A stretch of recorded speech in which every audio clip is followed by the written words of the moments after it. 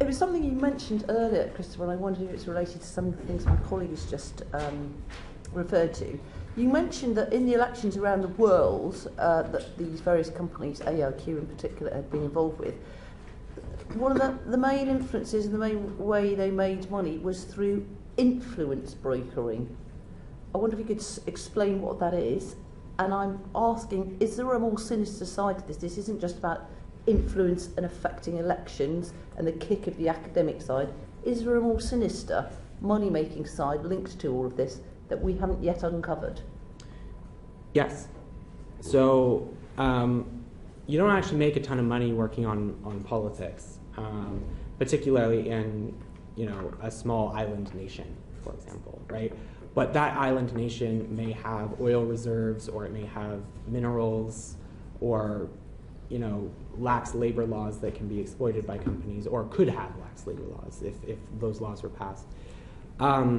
So part of the business model of SCL is to capture a government, so win an election. You get paid for that, but you don't make a ton of money. Where you actually make money is then going to the minister and introducing the minister to a company, and then making deals.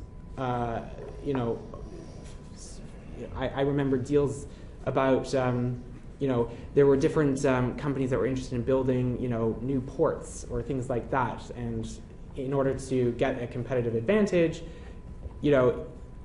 if some money goes here, some money goes here, and then you can introduce the minister, and if the minister then approves the project, then you get a cut of that deal.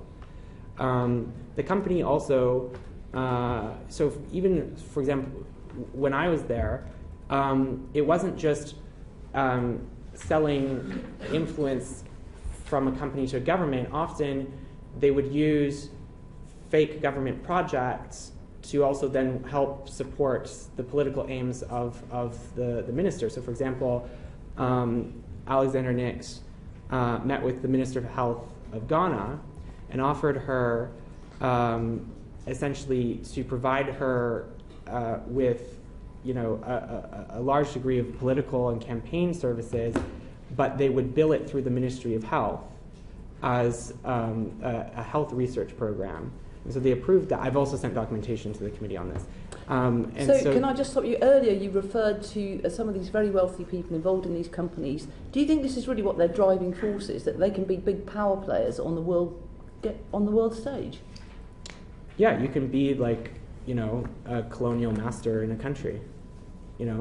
Sorry, not to sound flippant about it, but it felt very much like a privatized colonizing operation. You would go into a country that has underdeveloped civic institutions, you would exploit that, and then make money off of it. And that's how they make a lot of their money, is through exploiting relationships and the fact that there's not a lot of oversight and government accountability in a lot of these countries. So it's very easy to make money off of that.